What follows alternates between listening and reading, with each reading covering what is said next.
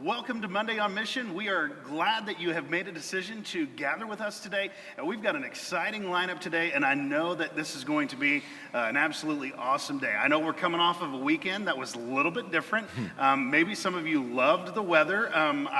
If you loved the weather, that's fine. I've got a licensed friend that can counsel you. You just reach out to me and we'll help work through that. Now, I know sometimes you love the cold, you love the snow, you like to play in the snow, with your kids or maybe yourself, whatever it might be. I know that you can have a good time, but it presents a little hardship sometimes on the church, people getting out, different things. I'm always like, God, why can't it just snow like Monday through Friday? Hey, right? Students are asking the same thing. By the way. Yeah, exactly. Well, no school days. I'm okay with that, exactly, right? yep. I mean, although now they figured out the e-learning thing, so there's even still a snow school. day isn't quite the way it used to be. So today, Monday on Mission, we always focus on how we can live our faith and how we can share Christ through our life as we go throughout our week. But before we jump into that, AJ, let's talk about the weekend real quick. Anything exciting taking place over the weekend? Yeah, absolutely. We had Kidsmen yesterday morning, and obviously the numbers were down a little bit because people were staying home to be safe in some areas. But it was a great time together. We talked. This is the last of our rules for life through Orange Curriculum, and just talking about working hard and loving God and loving others, and some of the things we've been talking about this month. But it was unfortunate because we had planned on having a pizza party yesterday because the kids had accomplished all the challenges that we had asked them to. And sure enough, Saturday, I'm getting ready to order pizza. I'm looking at the weather app, and I'm like reading up that people are saying we could get like 3 to 5 inches, and some people are saying astronomical numbers, which obviously didn't happen. But I'm going, if I order 15 or 20 pizzas and then we can't get in-person services, we're going to be a pizza delivery service. We're going to go take them to people's houses. We'll have to eat those for at least a day and a half. Exactly right. So it was really a fun time. We've moved that now to Super Sunday. So this coming Sunday, we'll be doing the pizza party, so I'm pumped about it. So we've got Super Sunday and Super Weekend, really, a night of worship on Friday evening for anybody in Next Gen Ministries or anybody that wants to come. Then Saturday, skiing and snowboarding. Yep. And then Sunday, pizza party for the children's area. Yep. Then youth has a Super Bowl party and some other things going on with that. And then on Sunday morning, it's Super Sunday weekend. We always take this weekend and encourage people to take another step, right? To join a team, to be a part of something. Because if you're going to root for a team, you might as well join for a team and make a difference in some way. As you are able to. Well, today we are thrilled to have a very special guest. It's a ministry partner that we have here in the area that periodically we're able to partner with, help with a project, serve them in some capacity. They are doing great things. And today we are delighted to have Melissa Eckert from Sheltering Wings with us today. Melissa, it is great to have you here with us today. Thanks for having me. It's a pleasure to be here. Hey, we are thrilled that you are with us. Tell us a little bit about yourself. So my name is Melissa, and I have lived in Avon for about 15 years with my family, my husband and our 4 kids. We came here from, a military family, so we're kind of like from all over, but I call Ohio home. Okay. So the winter weather doesn't bother me. You, right? Yeah, you embrace it. Yeah, I'll embrace it. But I've been at Sheltering Wings for about 7 years, and I will toot the horn of, I think that I work for the best nonprofit in the state of Indiana. But you do realize we're a nonprofit as well. Well, yes, I know, but I think I might be a little bit biased, but that's okay. Well, you know what? That's a good thing, and I love to hear when people love where they work and love what they do. It says a lot about them. It says a lot about the people that they're with. So tell us a little bit about Sheltering Wings and what does Sheltering Wings do? Because I know, AJ knows, we've got people that'll be watching and people that are even in our community that don't know what Sheltering Wings is all about. So. Sure. So Sheltering Wings is a domestic violence shelter. We provide housing and resources for victims of abuse, as well as life skills to help them get back to on their feet for a healthy, independent lifestyle, as well as programming for the community and for our families. We've been serving Hendricks County and the surrounding counties in central Indiana for 19 years. It was 19 years in January. So our mission has just, continued on because the need is still there. The amount of families that are impacted by domestic violence, it's not going away. And so when we can reach out to our community and share with our community what's happening and equip them to support someone, that's, key to preventing it from happening. We've got 4 program areas that we can equip or serve our families through. The first is our emergency crisis program, and so that's the emergency housing that we offer. We have 80 beds at the shelter.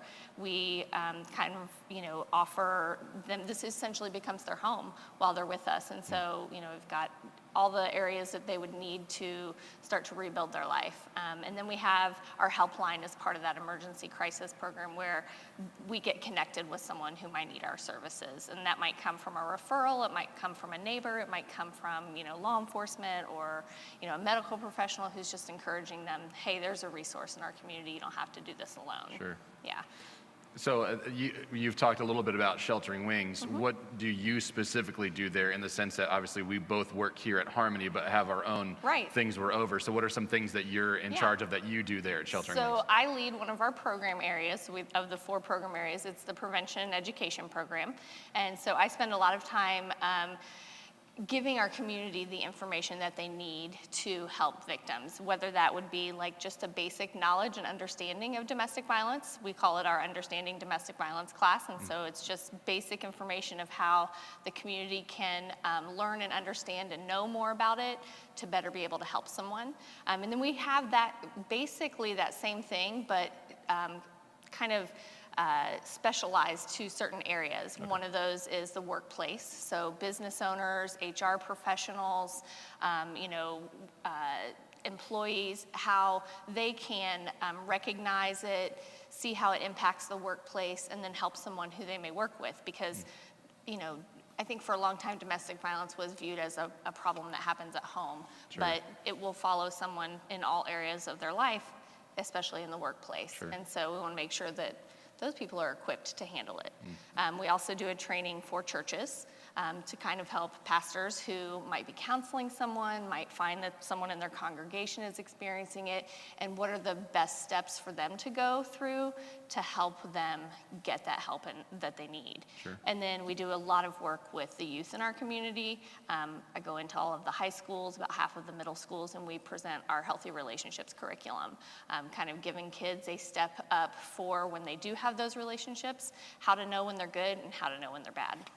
Cool. So before we jump into that, because that's really what we're going to focus on today, how did you arrive at Sheltering Wings? How did you get this position? Sure. So, it was a long time ago, probably about 16, 18 years ago. I went to a fundraiser dinner in the community we were in for a crisis pregnancy center. And it kind of was laid on my heart at that point to do what I can to help people who are in hardship situations. At that time, it was particularly women that I sought to kind of have that heart for. And my sister went through some challenging things in her life, and so I saw it firsthand when someone has all these challenges stacked against them, how do they overcome them and come out on the other side? And so that personally impacted my life, and then kind of God was just nudging me in that direction, as he so often does.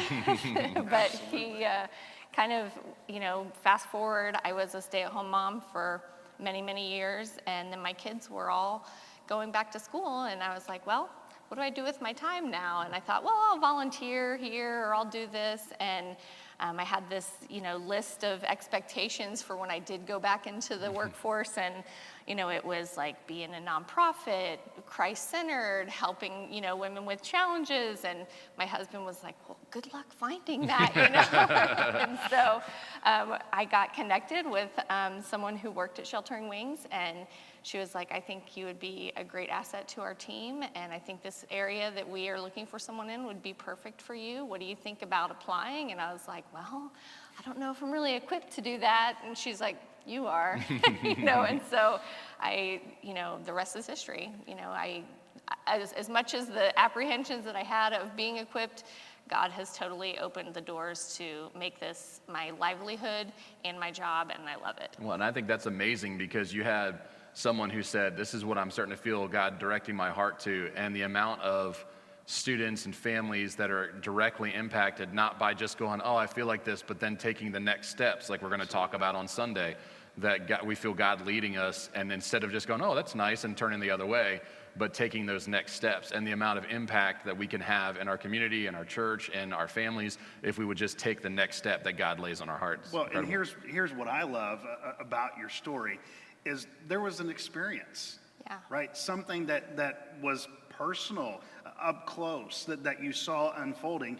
And I think it was Rick Warren who gets credit for saying it, but who knows whether he was the first one to say it or not, Right. that God never wastes an experience. Yeah. And I think that so many of us have experiences in life, and we think there's no way that God could ever use Right. me to do something meaningful with that. Everything that she just said, everything that Melissa just talked about is the whole purpose of Monday on Mission. Yep. She talked about other professions, she talked about experiences, she talked about people coming together around a nonprofit or a workplace experiencing, getting training and all of those things so that you know how to care for someone and really represent the love of Jesus in a meaningful way. So all of those things are absolutely incredible from my standpoint, and I think that they should help us as individuals see that, number one, God doesn't waste an experience.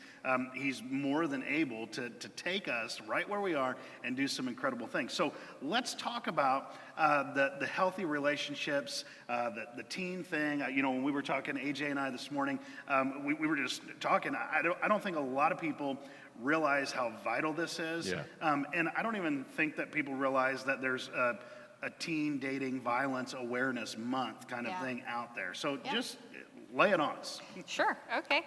So February is Teen Dating Violence Awareness Month, so this timing-wise worked out perfectly. So we're kicking off at the shelter just a month of awareness and a month of empowerment to the youth in our community to really embrace when being in healthy situations in their life, whether that's a friendship that they have or a relationship that they are in. We want them to know that they deserve to be in relationships where they're respected and trusted and encouraged and supported, and all those lists of things that they want for their life. They deserve that, and helping them to know they're worth it. That's the theme for the month nationally, and that we are using is to know your worth. I think a lot of times students, when they have the influence of peers, and whether it's a significant other or a friend, they can lose sight of their worth because there's so many different voices speaking into it. And we want to just equip the kids in our community to embrace their worth and know that they are valued and special. And so that's kind of the direction we're going for the month. It's normally in a great year, I probably talk to upwards of maybe 3,000, 4,000 students throughout the school year. This year has been a challenge just because of COVID, but we still, try to make connections with the youth in our community, whether it's through social media, or I have a youth council, which is a group of students who volunteer their time at the shelter, and they do different variety of activities and, different events and things like that for the youth in the community. And so they're working on, how can we engage the students in our school, our peers, to know about healthy relationships. So, and what are some resources then that you give to those students? And I'm thinking of this from the next gen pastor standpoint. And you obviously you open up that conversation. You have that you're standing in front of a class teaching these things. But then for a lot of us, it's not generally the adults that notice those things. It's the peers that notice that. Right. So how do you go about equipping them to? Is it a class that they take? Is it more just some things to look for? What are some ways that you encourage the students or young people to see? Sure. So Our healthy relationships curriculum is done in the health classes at all the area high schools, and we spend 3 days there talking about, first day is all about healthy relationships, and we walk them through a variety of different activities that kind of get them thinking about their own personal relationships. What types of things do they want in them? Who do they want to be with? How can they better themselves for someone else when they're ready to be in those types of relationships, and then helping them, again, know their worth. Like, I deserve to be in a relationship where I'm loved and respected and trusted and things like that. And so then day 2 is all about the unhealthy things that might arise in a relationship and helping them to identify the red flags that they might see in an unhealthy or abusive relationship. And that can range from things like as simple as jealousy and possessiveness, how those little things that start to take hold, while they may not be abusive, they're very unhealthy, and when they don't get addressed and we allow them to continue to happen, it leads to even more unhealthy and then potentially abusive behavior. So kind of walking them through that continuum of behaviors when it is going down that path. And then the last day we talk about how they can help a friend, because statistically 86% of teenagers would rather talk to a friend than a trusted adult if they were in an unhealthy or abusive relationship. And so I always tell the students, like, everyone knows someone. It's just, have you heard their story yet? And when you do you know how to respond in a way that's helpful and encouraging to them? And so we spend the last day talking about, like, how we help a friend, how we can support them, what they need from us as a support person, and then how we can hopefully prevent it from happening to them and their friends' relationships. You've said something over and over and over, because I know that, people, we kind of stereotype things. We'll think, okay, this is what an abusive relationship looks like, and it's the really obvious things that anybody could spot and see. But you spoke to that concept of knowing your worth. And I think that is extremely powerful. And I can't emphasize this when I'm talking to families and people enough, to instill in your children and others an incredible worth, because a lot of people, you would look at them and you would have to say, man, they're as confident as can be, and they have to have this healthy self-image because it looks like they have life together. Yet many times those are the people that often struggle the most with that aspect. So I love that you are really addressing the worth and knowing your worth, and especially from the standpoint of, we're created in God's image, and the fact that, there is an indescribable, invaluable worth that is there. So let me ask you this. If you were talking to a family, a parent, how do you have some of the conversations? AJ and some volunteers here, or myself, every once in a while you may have somebody that comes in and says, hey, we think this is going on. But it's usually brought to the attention, like, after the fact. Right. How do you, as a parent, as a student ministries pastor, or as a pastor, how do you have some of those conversations prior to? Sure. So we, a couple years back, went through and kind of did like some conversation starters that parents could use, that anyone who has an influence in a child's life. And the questions can start as early as preschool age. I mean, this isn't a conversation you wait to start until they're 13 years old. Right. Like, this is a conversation that starts when they're in preschool, and you talk about, how do you know who loves you? For example, well, mommy loves me, and daddy loves me, and Jesus loves me, or whatever they choose to answer that with. And, who are your friends? And they tell you, my friend is little Susie at preschool, or whatever. They tell you, you have those conversations with them. And then you say, well, why are they your friend? And well, because we play, this game or whatever. And then you just progress those conversations as they become age appropriate. When they get into elementary school, you talk about, well, what does it mean to be a friend? Like, how do you know someone is your friend? And then when they get to be in, middle school, then it's, the question is, Okay, this is what a friend looks like. Do any of your friends have boyfriends or girlfriends at this point in their life? And they're gonna say yes, so then you have to ask the follow-up question of, well, what does that mean? How do Yeah. you know their boyfriend or girlfriend? Or what do they do that says that they're boyfriend or girlfriend, And you're gonna get a variety of answers. And then, as they get into, high school, then you start talking about, like, what do you want for your relationships? And how do you see yourself being in relationships with someone, whether it's a friendship or, a significant other? What does that look like to you? I always like to ask my kids, like, what's the relevant thing that's happening with relationships right now? Like, so much of their relationships play out and happen through social media. And so equipping them to use social media in a way that's healthy for their relationships. That's a whole separate conversation you have to have, before, but it's a process. I mean, it's not just a one and done. It's an open conversation throughout their entire lives that kind of gives them that foundation. And I think a lot of times I would have been guilty of it too, had this not been my profession, but having those conversations and then keeping them going. But because they see a healthy example at home, how will they choose that for themselves when their peers are influencing their relationships as well? And, that means conversations from their parents, from their student ministers, from, the mentors they have in their life, their teachers. When we all speak into it, then they know, oh, hey, this might be valuable for me to take hold of and to try to apply in my life. Yeah.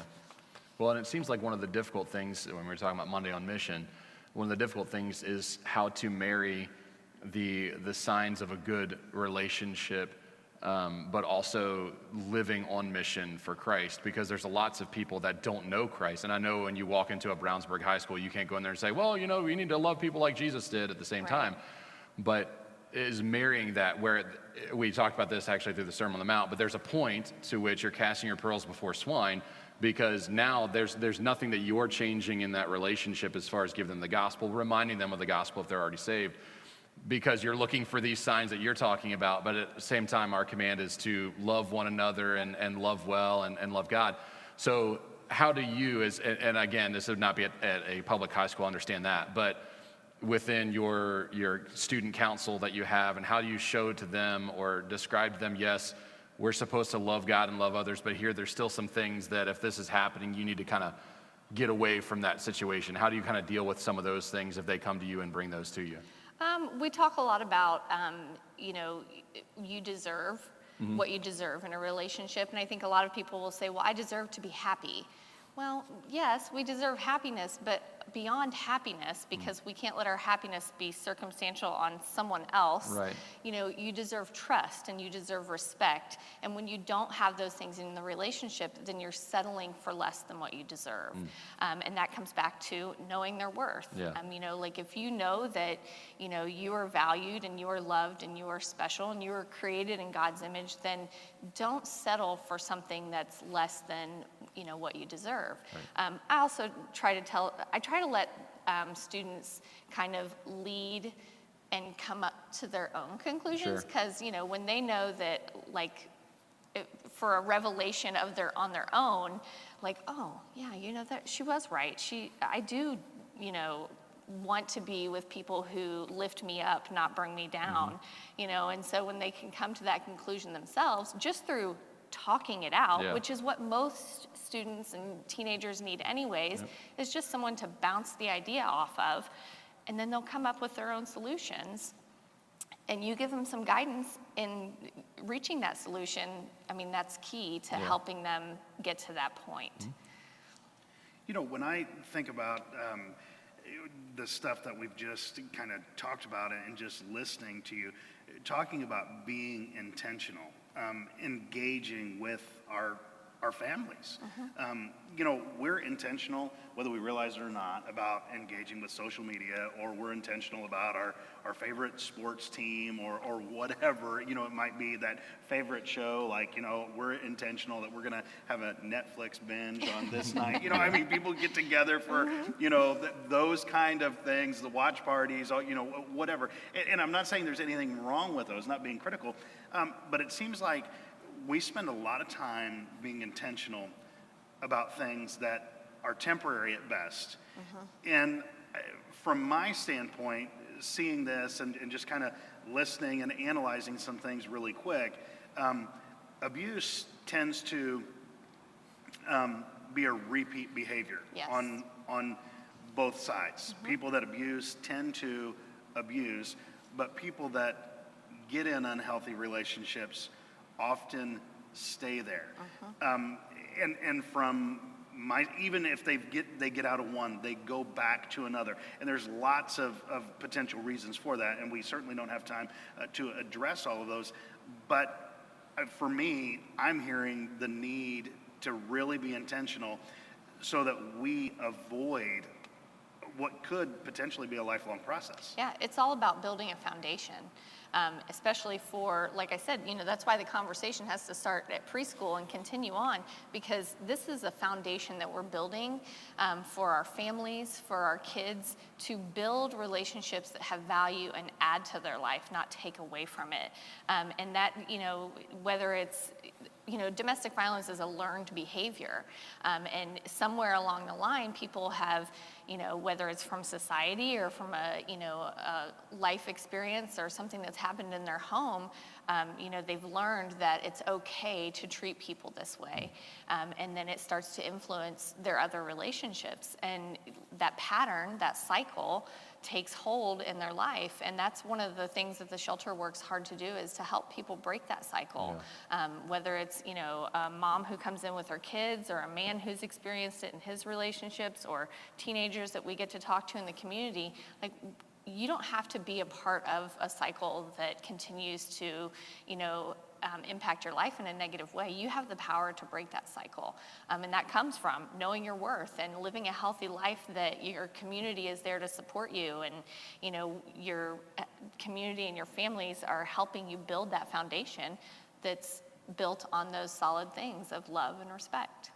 So moms, dads, grandmas, grandpas, people that have young people around them, let's make certain that we're intentional, that we are having some of those conversations, as Melissa has shared, just, what is a friend? Having those early on so that you can speak into their life and the lives of their friends about what a friend really needs to be, and what a friend can do, because there's great power in that.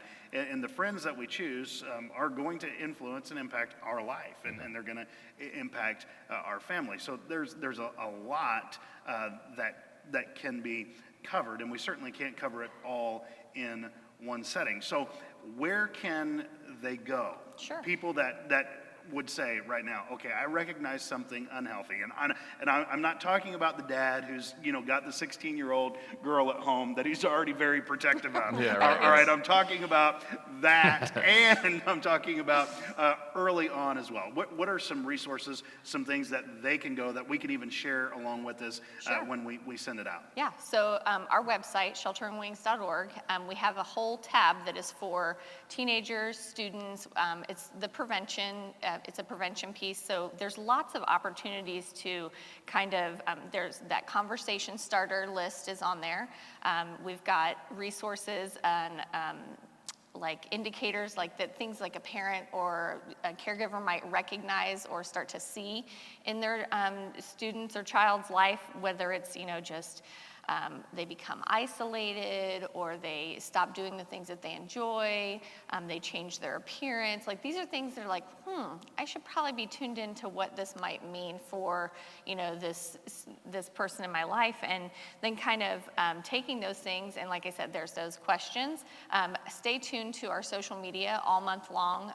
We've got lots of different events and activities, pieces of information that will just be valuable to parents. And we're going to send out a series of emails through to our constituents, and churches are on that. So if you feel the need to forward that on to someone or to your church congregation, it'll all be valuable information of how parents can and adult leaders in kids' lives can action steps that they can take. You know, what do you need to do to help a student or to help a young person know their worth? You know, and there will be application that they can use in those emails. And like I said, on our website, we'll have information as well. And then obviously, we do trainings throughout the year. You know, we're actually building a new year of trainings for 2021, and we'll have some opportunities for parents to, you know, maybe take a webinar or a Zoom that has to do with, you know, their teens and dating, or their teens and social media, or, you know, just building that foundation through, you know, building great assets for their kids. All right. So shelteringwings.org. Yep.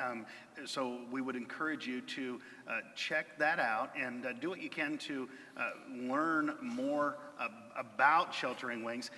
If people want to volunteer, because you spoke of, you know, you went, and it wasn't even necessarily Sheltering Wings that you're, you know, thinking about, and you're engaging with some people in another setting. It leads you here, and I know that there are, you know, people from churches, there's people from businesses that, you know, do all kinds of different things. So maybe if you can, and I know you're not the volunteer coordinator, that's not your job, but if you could share some areas where people often could volunteer. And I know right now, you know, things are difficult, but in a quote normal year, a normal setting, what are some things that people can do there to volunteer? So we have volunteers that kind of run a whole gambit of different things, from answering the front door, taking in donations, organizing closets, to running classes for our residents, to helping them move when they're ready to take that next step, and, you know, and move out and build a life of their own.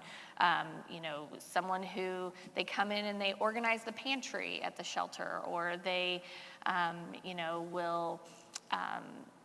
You know, we have volunteers who will take in a survivor's pet. I mean, because, you know, pets are like children, and so it can be a reason that someone might not leave an abusive relationship because they can't take their pet with them into shelter. So we have volunteers who will step in that area. And so it's a whole variety of things. And in a normal year, our shelter is full of volunteers on a daily basis. Right now, we are having to, you know, add different components and pieces, and where they can volunteer and when they can volunteer. But I mean, it might mean, you know, building some beds or painting some walls in an area where, you know, we don't have any families at right now. And so it just kind of depends. But we do have on our website, there is a Get Involved tab. And one of those one under there is volunteers. And there's a whole page on our website of how to get connected to volunteer. We have an application online that they submit. It goes right to our volunteer coordinator, Alva. And then she gets them trained and then plugged into the area that they want to be a part of. Well, I want to encourage you, if you're thinking about volunteering, if you're looking for a ministry or an opportunity to volunteer in, I would encourage you to go to shelteringwings.org and check out that way to get involved and to make a difference. Lots of exciting things are happening there. And as you can see, it's not just something that's contained to the shelter, right? You're going outside of it, and we're making a difference, and that's one of the things that we love about Sheltering Wings. It's not just contained right there. You're doing so much to give back to the community and to pour into others. AJ, before we wrap up this segment of Monday on Mission, anything else that you would like to talk with Melissa about? No, I would wholeheartedly agree that the knowing your worth, we've been talking with our students over the last couple months as we've walked through different books of the Bible about identity, which obviously would just be another way of saying it. But there's so much of identity is made in what people think about us and how many likes we get or views or any of those things. But absolutely, if students would just understand their worth or know what their identity is found, it's not found in what people think of them, it's found in what God says they are, is a game changer. So what's next? What are you looking forward to? You said 2021 is a year of kind of rebuilding the teaching foundation and things like Yeah. that. What are some things coming up that you're really excited about? Well, normally in February, we get to have all these different activities, and we do a big event for the teens. And so this year, they're really pushing hard on social media. So I would encourage any teens out there to follow Teens That Talk on Instagram. They're going to have some great information this month. So I'm looking forward to seeing what they can do with that, because Sure. that's student-led, that's them. Cool. Sharing the message with their peers. So I'm looking forward to seeing that. Each year, we've got a variety of different activities happening. Our Men in Action team, which is part of our prevention program, they're working to impact the kids' lives in our communities. And so what does that look like for the men in our community? Anxious to see where that takes them this year. Cool. And then obviously lots of other events that we'll have, Right. our premier event at the shelter each year, and golf outings, and, Christmas in July. All of those things just are so exciting to see unfold, and just build that foundation and make it even stronger each year for our families that we support and those in the community that need our services. Awesome. Well, Melissa, thank you Yes, for thank you. all that you do. Oh, you're Thank you welcome. for being our guest today. And we want to thank you for engaging with us. And I want to encourage you not just to like this video, but to like and share. Share it in any social media platform that you can, because it's going to make a difference, and it may make a difference in someone's life that you love. And here's another thing. You may never meet them, you may never know them, but part of our mission, if you are a Christ follower, is to make a difference in somebody's life, whether you know them, whether you love them, even if you dislike them, right? That's what Jesus says. He says, hey, we need to love our enemies and love those that aren't like us, and make a difference in their life. So here's what we're going to do. We're going to close out in prayer today, and I'm going to ask AJ to close us in prayer, and we're going to focus this time of prayer on Melissa, the ministry that is there, and making a difference in our young people's lives. AJ, would you close us? Sure. Father, we are grateful that you directed Melissa years ago to follow the path that you had laid in front of her. But Lord, not that you just directed, but that she chose to take the next steps and is now walking down a road that's changing students' lives and families' lives as they're getting victory over these things. Lord, I pray that you would help her to be successful, and not necessarily how the world defines success, but successful in your eyes, and getting the message out of students and even adults and those around knowing their worth or knowing their identity. And Lord, I pray that as Sheltering Wings does the fundraisers this year, as they do all the projects, as they're doing all that they're doing, I pray that you would be in it and through it, and that lives would continue to be changed and impacted, and not so that there's gold stars on Sheltering Wings walls, but that you get the honor and the glory from all that is done there because of the lives that are changed. So we love you. I pray that you'd go with us. It's in your son's name I pray. Amen. Amen. Amen.